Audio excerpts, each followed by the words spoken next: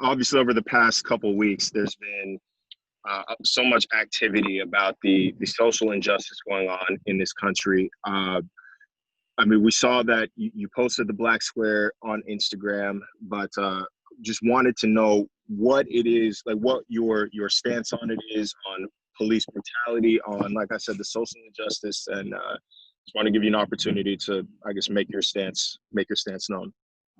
Yeah. Well, obviously, I can't put myself in the shoes of being a Black person in America in regards to the social injustices that have been going on here. But what I have been doing is having conversations with teammates and trying to listen and trying to learn.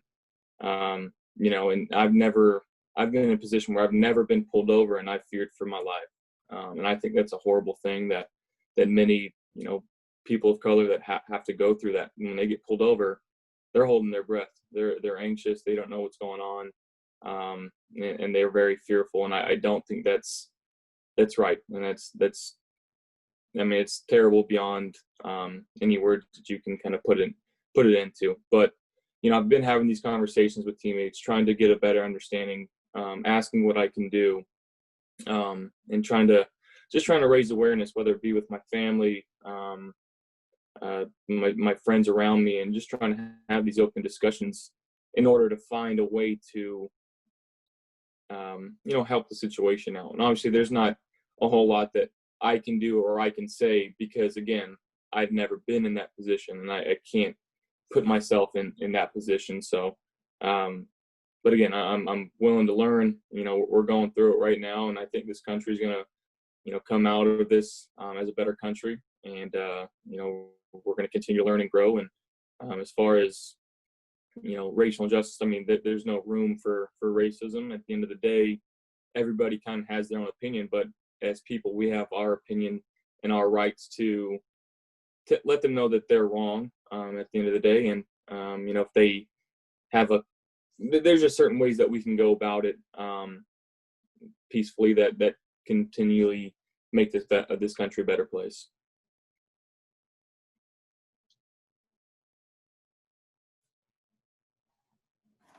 Hey, Josh. John Worrell with the AP here.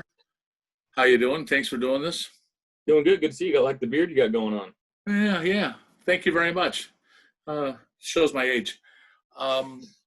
Looking at the leadership that you've shown in putting together these off-season workouts, first in California and then again in Florida, Dable and McDermott both saw you take strides and needing to grow into that, continuing to growing into that position and the role, the leadership role that comes with it.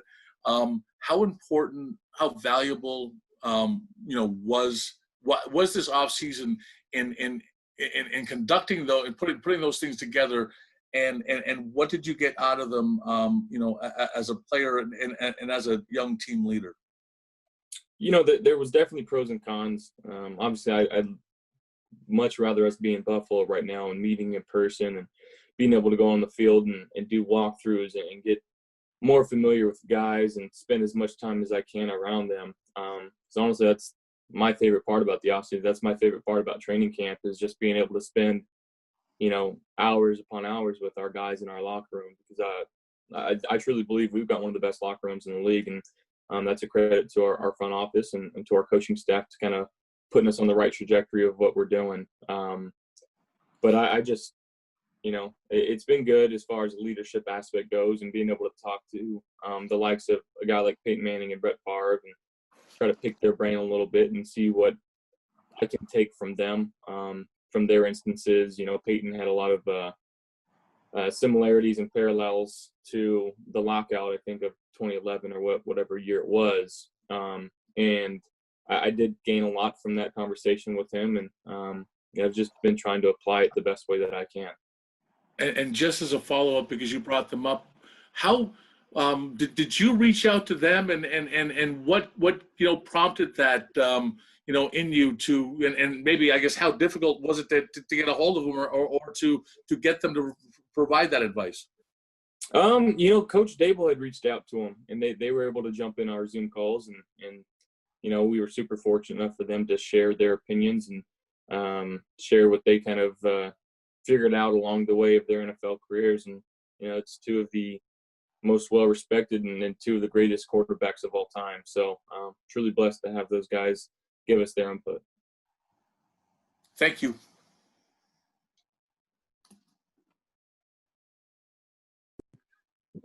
Hey, guys, can you hear me? Yep, I got you. All right, yeah, like I said, sorry about this wind, man. Just really had to step outside. But as a follow-up to my previous question, what kind of perspectives, what kind of things have you heard from your teammates, regarding the struggles that they've had to face growing up as Black men in America, and their thoughts on just everything that's going around?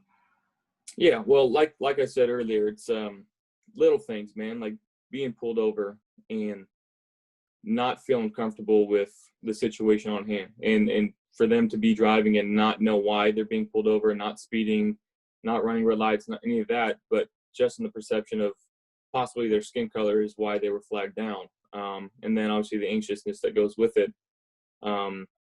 There's been that. Obviously, there's been a lot of hurt, and I think guys have been very emotional about it. The guys I've talked to, some on our team, some friends, some other players in the league, just the emotional hurt that they've had, and seeing what's going on social media and how everything has just been, out in broad daylight about everything. It's been very transparent now, and I think as we continue moving forward with social media, things are going to continue to be more transparent. I think that's a really good thing. I think it brings awareness to our situation here, and it's going to cause real change. And I do stand with, the Black community, especially my teammates here. And I've got a lot of love for our guys. And myself, growing up in a predominantly Hispanic community, I didn't have many white friends growing up. They were mainly Hispanic, and being able to talk to even people from my hometown, just making sure that they're okay and what they're thinking about everything. But a lot of pain, a lot of hurt that's been going on, and I think it stems down even from their parents, and their parents not being very happy with the direction in this country, how it's been in the past 30, 40 years. They expected to see change, and I don't think they ever did. And I think that they want the best for their kids. And I think now that I'm talking to some of these players, and I think even Cole Beasley, what he said today was pretty, or was it yesterday? What he said was pretty amazing. He's a white man who's he's a father to 3 biracial children, and he knows that there's hurt, and he wants to do everything to protect his children. I think that's what everybody's trying to do, is just trying to create a better space for everybody to have equal opportunities and to live the life that they've been granted, and to have all the same rights. Hey Josh, Heather Krusek here with the CBS station here in Buffalo. Thanks for taking the time to do this. Hope you're staying safe and healthy. I want to go back to those workouts in Florida. How valuable was that to have that time with, especially the new guys like the rookies and Stefon Diggs, to start to build that chemistry with those guys, especially Diggs? Yeah, it was great. And I obviously was anxious as well as anybody, and to meet Steph and to see kind of what he was about. And I played some video games with him prior and just kind of get a feel for his character. But I'll tell you, this man loves to work. He loves to get out in the field and run routes and talk to the guys and explain how he's running routes and explain what works for him to these young cats. And it was very, very awesome to see just the amount of detail that he puts into his craft, how communicative he was, how willing he was to learn. And he wasn't there for himself. He was there for the betterment of the team and wanted to hang out with the guys and wanted to learn and get to know the guys. And I thought that was pretty special. When you hear all these crazy stories in the media, and I think that he's had a bad rap of where he's at. And, I've gotten to see video after video of him mic'd up and just talking great things and talking, teamwork to the guys and just letting everybody know he's about the team. And I don't know, I was on Twitter a few minutes ago and I saw the Minneapolis Miracle, and just even the way the guys greeted him in the end zone. Obviously, there's a lot of hype, but he's a guy that everybody in the locker room is going to love. And for him to be, one, such an explosive player and a great player, and he's going to add a lot to our offense and a lot to our team. But two, he's going to be a great guy in the locker room that guys can look on, and he's going to be a leader for us too. And I think that he's going to mix very well in with John and Cole and the leadership that they have and the roles that they have. And it's going to be, I really think it's going to be a great thing. Thanks, Josh.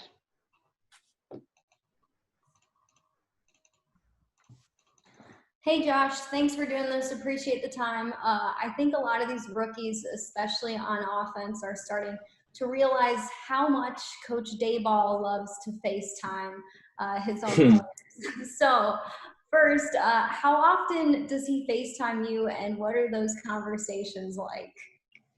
I mean, sometimes most of the time it's not even about football. He's just FaceTiming me. He's whether it be on the golf course, he's in the backyard ready to jump in his pool.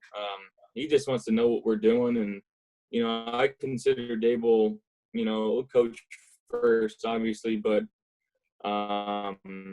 he's a friend. He really is. He loves his players. He cares about his players, and he's detective, I guess, over his guys. And he's gonna go to war for us, and it makes us want to go to war for him. And he's consistently been that way ever since I've known him. He's very open, and he expresses his feelings, and he'll say what's on his mind. And I think that's something that guys respect tremendously. And you know, we've got his back and he's got ours, and we know that. Is there a conversation that you remember just FaceTiming with him that was just maybe an odd one, or one from the golf course where he was ragging on you, or it was just a random conversation where it's just like, is this my offensive coordinator? Yeah. Last week he got a new puppy, and it's this little 1 pound dog, and he's a bigger dude. And it's just funny that he was, you know, recording or FaceTiming selfie style with the dog, and how little the dog was compared to him. So just little things like that. And he wants to let us know that, you know, he's thinking about us and wants to keep us informed of what he's doing in his life. And you know, it really feels like family. Awesome. Thanks, Josh. Appreciate it. Yep. Thank you. Hey, Josh, hope you're doing well. Good to see you again. You know, you talked about how you wanted to be with your teammates and you miss being with your teammates. And obviously this is kind of uncharted territory for you guys as players, even for us as media. Are there any advantages that you can take away from this offseason, or have you been able to find any of them? My golf game's getting a little better. That'd be one of them. But no, as far as just being able to communicate with the guys, I know a lot of guys are taking this time to spend time with their family. That sometimes guys would be in Buffalo by themselves right now, and, you know, leaving their family at home base because just the travel times, and guys would be leaving Thursday night just to go spend 3 days with their family, come back Sunday. So I know that's a big thing that guys have really enjoyed with these virtual meetings. And but I do want to clarify, like, everybody would rather be in Buffalo and working out with each other and going on the field and trying to get ready for the season together. And it's been challenging just as far as finding places to work out and trying to stay in shape, and then trying to learn these meetings all by yourself over a screen. But I think the little breaks like in California and in Miami, that helps out, and it gives a guy a sense of feeling like we're not too far away now. You know, we're getting closer, and we're still trying to set up maybe one more time that we get together and throw before we go back to Buffalo.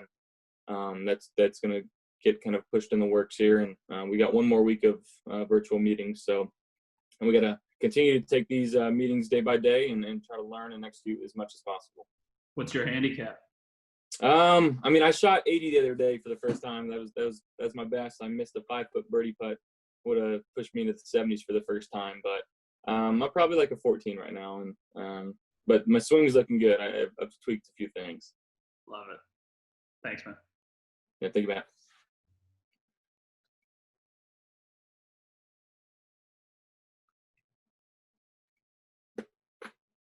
Ooh.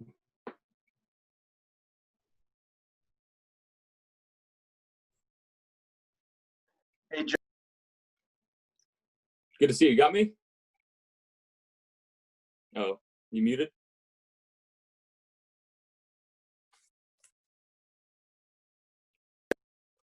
Hey, sorry about that, There Josh. we go. Josh You're good. Freed with the CBS station. My bad. No, you're good. You just kind of mentioned briefly there about the virtual meetings.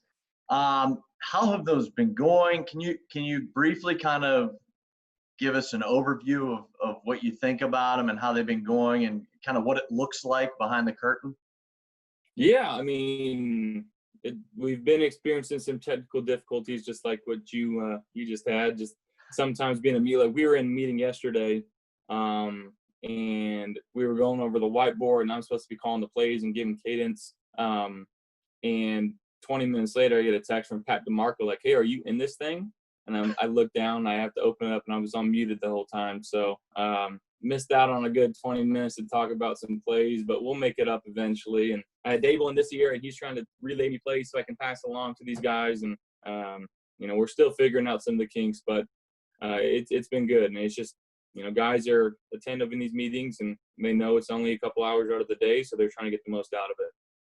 Just to clarify real quick, if I make sure I understand you right, so I report it correctly. So you'll have Dable in your ear telling you a play, and then you relay it to everyone else? Yeah, so I have like a 3-part system over here. I got my phone, which Dable's on the phone, and I got my earpiece in. I got the iPad so I can Zoom, or whiteboard, and then I had my laptop to be on the Zoom. So that's how I communicate with the guys, and we draw on the whiteboard, and we can all do it that way. So it was pretty intricate for what we were doing. Awesome. Stay safe. Thank you. Yep, thank you. Hey, Josh, John Scott here from Spectrum News. It's good to see you. But Good to see you too. In eight, I broke 90. Yeah, let's see. You time look ever like you're yesterday. golfing right now. This was yesterday, but yeah, not as good today. But yeah, just wanted to know mechanics-wise on the field, what are some of the things that you've been working on? What have your interactions been? I assume back with Jordan Palmer out in California, and what's the next step that you were really focusing on this offseason? Yeah, I mean, it's been about a month and a half since I've actually thrown with Jordan. I've been kind of bouncing around from my parents and my sister's house and just trying to find a spot to stay during these times. But I'll be back with him next week. So, but I've been throwing down in Fresno and obviously Miami, and just working on kind of a different. I wouldn't say different mechanics per se, but I'm definitely tightening them up. And I got a chance to talk to Tony Romo at the Super Bowl, and we talked a lot about mechanics and just being a thrower. And I think that what he kind of gave me, I've been taking I've taken it in stride, and I've been applying it to the field, and I think it's been working out. In Miami, I feel like it's the best I've ever thrown. Just kind of keeping my head a little stiller, keeping my left arm tighter, and kind of rotating my body around an axis. And it's been paying off, and I think that to continue to work on that, obviously there's going to be ups and downs and trying to change arm slots and, within the flow of the game and guys rushing at you, and that's kind of hard to emulate in the off season. But I feel good where I'm at right now, and I'm still going to continue to work on it and try to continue to get better with what I'm working on right now. If I may follow up quickly, how far do you think you've come from rookie mini camp to now in regards to your mechanics? I really do think it's night and day. I think that even going back to last year, there's a few times where just and that'd be because I feel big pressure, I feel something at my feet, and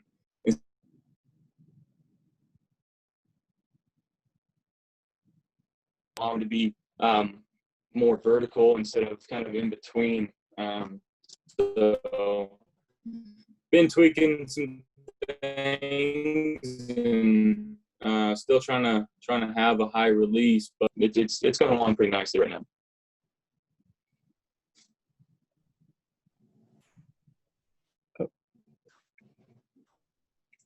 You got me?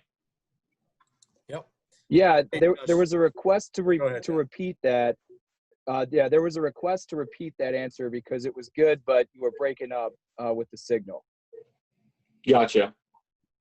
What was the question that you wanted me to answer again? The one about the strides that you've taken from rookie minicamp to now in regards to your mechanics. Gotcha. I feel like it's kind of night and day. I think that even going back to last year and just seeing some of the bad habits that would show up and the mistakes that I'm just like, man, why am I doing this? I'm slowing some things down, trying to let my hip go first, trying to correct some things at the top, and trying to stay kind of on the same axis, same plane here. And it's been paying dividends, and we're going to continue to work on it. Thanks a lot. Hey, Josh, thanks for taking the time as always here. The mantra, obviously, from Brandon and Sean has been, the offense needs to score more points going forward. Do you feel like this offense is more equipped to do that now going into this season? And if so, why? Well, I would say yes, if you look at it, because of, me being in year 3 in the same system, having such a good rapport with Coach Dable, kind of knowing what we do and what we don't like. I think if you look at our pieces like Dawson Knox and Motor, they're going into their second year in the same system. They had a lot of success last year as rookies, and they're only going to continue to get better. The addition of Steph, an elite playmaker that's going to do some great things for us. And then John and Cole now, I think, are going to have even more opportunities with Steph out there, and defenses going to have to kind of pay more attention to what else we got on the field. And I think we're going to continue to work hard. I think that all the guys in this offense, and I can go down the line from vet to rookie, these guys want to work, and we've been continuing to do that, wanting to learn, and we've got a lot of stuff going in right now. And the install stuff is not easy, but, our guys have been paying really hard attention, and they've been going through their stuff by themselves. They've been calling each other and going over it with each other. And then we went down to, obviously, Miami. We were calling plays, and we were running plays, and we were running some of our stuff that we're going to do in the season. The way that you learn virtually, it takes a second to hit your brain and then apply it to the field. So, when we get back, it's going to take some time. But I definitely think that we're on a good track right now, and we're going to continue to keep on climbing. Perfect. Thanks, Josh. Yep. Thank you. Hey, Josh, Sal Capaccio here, WGR. How are you, buddy? I'm doing good, Sal. Good to see you, man. Yeah, you too. Hope your family and Brittany are all doing well as well. Thank you. When we spoke with you the day after the Houston playoff loss, your quote was, "I won't be over this until we start playing again." So a two-part question. Where are you as far as getting past that, thinking about it too much, balancing, knowing how close you guys were, but also not letting it weigh you down? But also, what did you learn from, going back and thinking about the first time that you were in that situation in the playoffs as a pro quarterback? Yeah.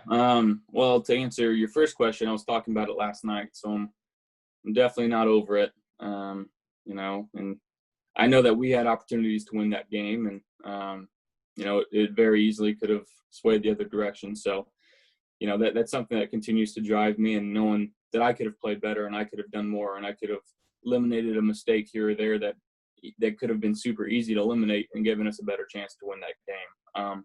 But that's exactly what I learned. I learned that you can't force things to happen. After watching a lot of tape, we've been watching a lot of Drew Brees, a lot of Tom Brady, a lot of Aaron Rodgers, a lot of Russell Wilson. Especially late in the game, they're not trying to force things. They're still taking what the defense gives them. They're continuing to take checkdowns. They're doing the right thing and making the right play. And that's something I got to continue to incorporate and continue to learn, and not be,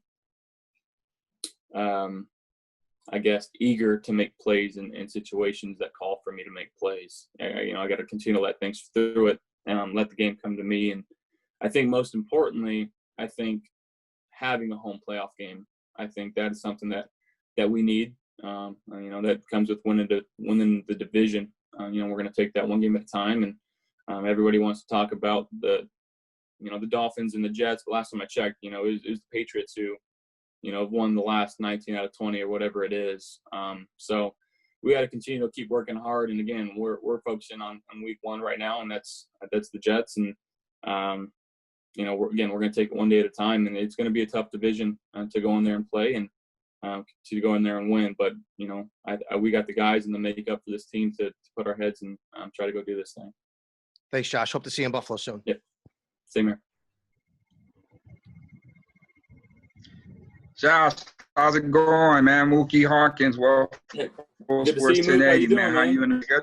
I'm all right, man. I'm hanging in there, man. I'm just quarantining, man. But last year, we had this conversation on last year we were going to win a lot of games, and you held up to that. We won a lot of games, and so what are some of the things that you need to prove on to make yourself a better quarterback for this team, and what will make the Bills a top 10 offense this year? Well, top 10 offense, I think, we got to score more points. If we can score 24, 25, and keep that as our average, and knowing that our defense is going to take care of business like they have been the last couple of years, limiting the turnovers, not letting teams come back and because I forced a turnover, not letting them get the ball in our field position and giving them points, and playing complementary football. And I've got personal goals set out for myself, and I keep seeing a stat, when I complete over 60% of passes, we haven't lost. So I think that's the goal, is every game to have at least 60% completion percentage. And but again, I'm not going to try to force things, and I'm not going to be captain check down either. I'm going to continue to try to play the game the way that I love it, that I have fun with, but ultimately the way that this team needs me to play it, and that's to win the game. Whatever case it may be, if it's trying to run for an extra 3 yards to get a first down in a needed situation, or if it's to throw for 50 times a game and try to get to our playmakers, that's all I really want, is to win football games. So whatever is called upon me in that situation is what I'm going to try to execute. Appreciate it, man. I think you're right on time. So, man, I wish you well. Can't wait to see you. You and the family stay safe, man.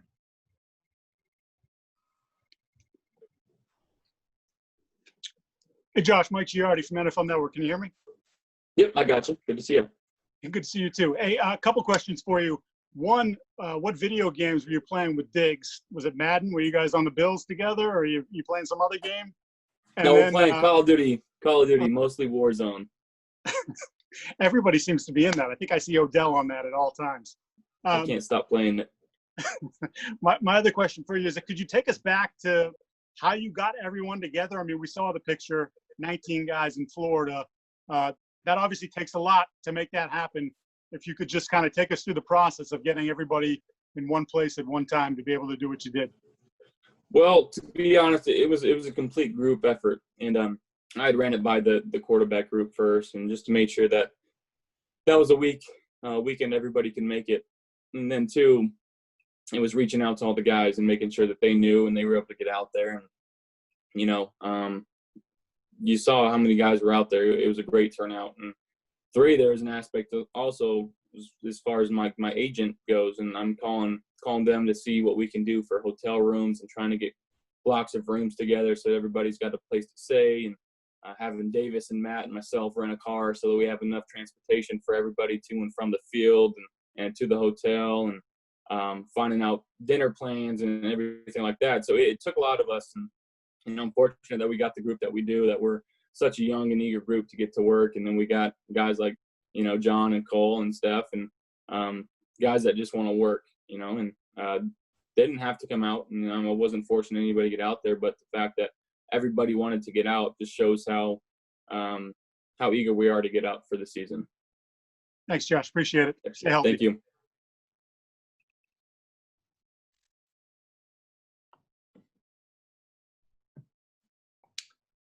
Hey, Josh, it's Matt Fairburn. How's it going? Doing good. How are you doing? Good to see you. Doing well. I'm curious, given the experience you had the night before the draft with the tweets and everything, what your words of maybe advice or conversations you might have had with Jake Fromm with what happened with him last week? Yeah. Honestly, I didn't talk to him too much about it. I sent him a text, said, "I love you. I'm here for you if you need anything." And he owned up to his mistakes and he talked to the team. And if anybody had any questions about him, they went and they asked him.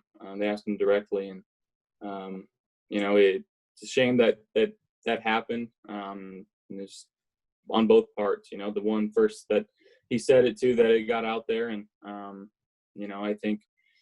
He was extremely, sorry and regretful and super hurt by it. And he didn't mean to cause anybody any pain. And I think the guys responded very well to him. And I think that it's still going to be a hill that he's going to continue to climb with the guys in the locker room. And, going back to 2018 when I got drafted, my mindset was to get in the locker room and show them who I really was as a person. And I can say without a doubt, guys know who I am now. And, I definitely think it's going to take time. But at the same time, we learn, we grow as we get older. We see different things and we meet different people that kind of open your eyes and change your mind about different things. And, and I'm just excited that, we're going to be back in our locker room with our guys, and guys are going to get to know each other a little bit more. And, we'll go from there. Along those lines, what have you learned maybe about racism and the struggle that the Black community goes through since 2018, when all that happened? Yeah, I mean, it's, you see it when we travel to different places. It's not fair. Somebody's skin color, that they're treated a little differently. But as far as the guys that we have in our locker room, we're a unified group, and we're able to talk about different things. We're able to explain different things. And, as we see, I'm new to this business still. It's going into my third year, but you see guys, leaving and going to different teams and just trying to stay in contact with them. Let them know that, you still care about them, and they still care about you. I text Jordan Phillips every once in a while and Shaq Lawson every once in a while, and just to see what they're up to and how they're doing. And, that's kind of microcosm of the NFL. You got guys from different types of backgrounds and places and races and ethnicities and different upbringings, different backgrounds. It's all kind of a melting pot. And that's what I love about this, this league so much, that you experience so much, you learn so much from different people. And you feel like you kind of grew up with these guys, because every locker room's kind of the same, from high school to college to the NFL. It's just a bunch of guys from, like I said, different places that are trying to pull together to do one thing. And I think, I think the world can learn a lot from, studying the ins and outs of a football locker room. Thanks, Josh. Yep. Hey, Josh, Jay with the Buffalo News. Hope you're doing well. Thank you. In regards to Stefon Diggs, obviously, his acquisition is probably the biggest move you guys have made this offseason. And you and him getting on the same page in the chemistry is going to be sort of a big factor for the offensive success. And obviously, you're not able to throw with him nearly as much, given everything that's going on, as you might have in a different offseason. What will the challenge be, when you guys are able to report to training camp, to make sure you're as up to speed as possible for week one? I mean, the challenge is just going to be the comfortability, understanding his routes, when he's going to break them, his body language. But that'll come with over time. And I think kind of me and Cole went through that last year. We didn't have the offseason together, and we got to training camp, and it was just a couple tweaks here or there, just understanding how low he gets in some of his cuts and how quick he gets out of them, and knowing where to place the ball for him. And I think that's going to be the same struggle that I had with Steph, or that I'm going to have with Steph. But I think it's going to be cleared up, really as soon as we start getting out there and start throwing the ball. It won't take much time, in my opinion. And then to follow up, you mentioned a goal of the team being to have a home playoff game. How much have you paid attention to the uncertainty about, the possibility of games being played, with either limited or even potentially no fans in attendance? And what would the impact, for this team be, given that, you do enjoy a pretty good home field advantage here in Buffalo? It's a big part of the experience of playing in Buffalo. How much thought have you given that? I mean, I've given a lot of thought. It's going to be tough. There's going to be pros and cons of the situation as well. Like when you're a road team, you're going to be able to go there and going to be able to communicate, and the crowd noise really is going to be a factor. But that's why home games are so crucial. To have that noise and to have your third down defense be out there and be, it's just going to be a different type of mentality now. We know we're not going to be able to have that potentially. The fans play a big part in the game. They're able to shift and tilt the mojo in the stadium sometimes. So we'll see. It's going to be a learning curve, and I think it's going to feel like Pop Warner again, with only parents in the stands, and maybe at the same time they'll be nostalgic for some of the guys and just be back down to football and really playing the game for the love of it. Thanks, Josh. Hey, Josh, Tim Graham here. Hope you're doing well. You seem to be doing all right. Looking healthy. Buffalo is your adopted hometown, and a lot has been happening here over the last couple of weeks. What's your opinion on what you've been seeing taking place here in Buffalo with the protests and the police being in the news? Yeah, it's been very sad to see. Obviously, you've seen a couple different videos.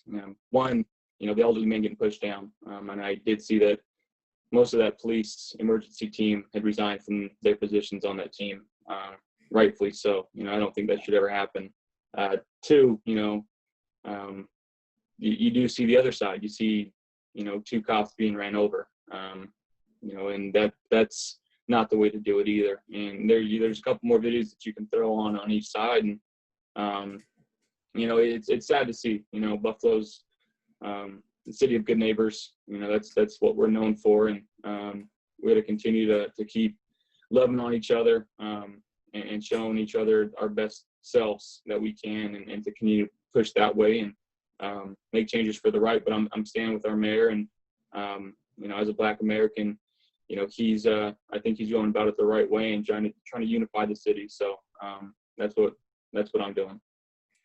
I think there are people who have a certain age. I hate to use ageism here on some of the younger people watching, but as somebody who's almost 50, and I don't want to call anybody out, maybe there'll be some emphatic shaking of the head or shaking no if they disagree with me, feel free. But this really does seem like a time in our history that we'll look back on where things have changed, a sea change, similar, probably not dissimilar to 9/11, where people are going to think differently moving forward.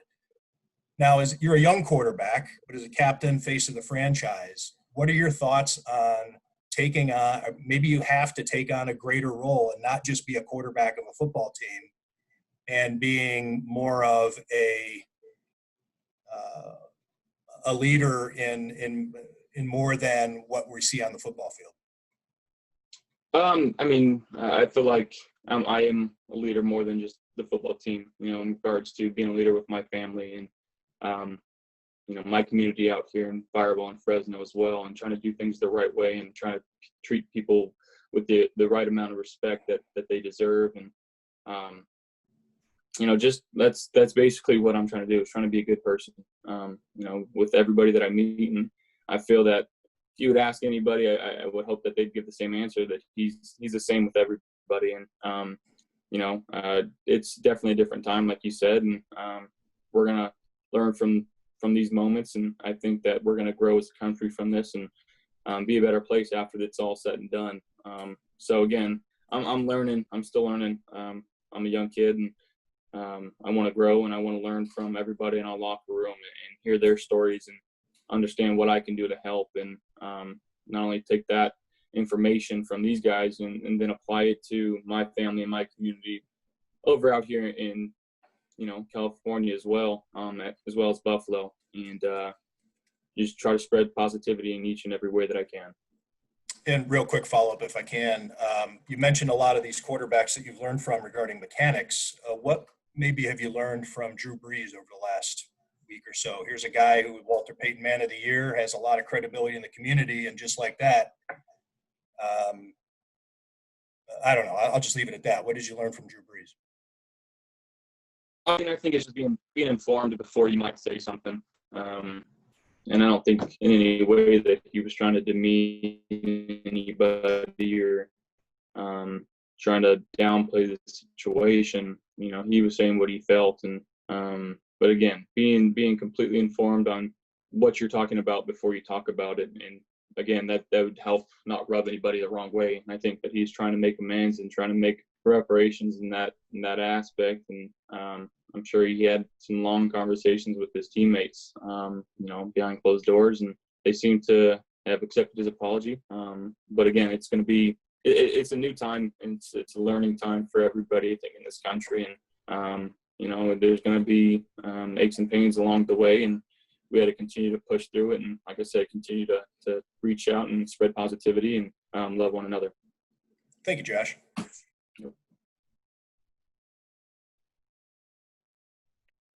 What's up, Josh? Matt Perino from Syracuse.com. Thanks so much for taking the time today. Yep, thank you. Real quick, you know, you mentioned continuity, and that's, you know, been one of the talking points, not only this offseason, but last offseason. I mean, spending the kind of time, you know, with the coaching staff and having Brian for, you know, your third straight season. You know, what does that actually look like when you break down the tape from last season and look ahead to this year? What does that look like in terms of results on the field? Wait, sorry, say that again. You're breaking up a little bit. Sorry about that. So, you know, one of the big talking points, you mentioned it earlier, was, you know, the continuity, you know, not only within the coaching staff, but now within the offense, you know, with Cole and Dawson and Devin and John. What does that look like in terms of more production or scoring more points? I mean, what are some examples of where you could take your game where maybe you struggled at times last year and be better in 2020? Well, I definitely think, for one, just knowing the offense, knowing your players, I think that's going to help out. And with Dawson and Devin being in year two, just understanding their body language, understanding where they like the ball being thrown to, understanding what concepts that they're really good on and they can excel in. Two, it's film work. It's understanding what matchups that you can find and you can try to exploit. And that's going to be, you know, a big process for us. You know, if teams decide to play us man, trying to find the best matchup. If teams are going to play back and try to play a too high shell and trying to find the easy completion underneath. And when the big play presents itself, obviously we want to capitalize on it. So, again, that continuity is huge. Just the fact that guys know what they're doing. They know what spots they need to be in. We understand what concepts, you know, I like to run, but more importantly, what our receivers can run to a better level. Thanks, Josh. Yeah, thank you. Perfect. Thanks, everybody. See you guys. Thank you, guys. God bless.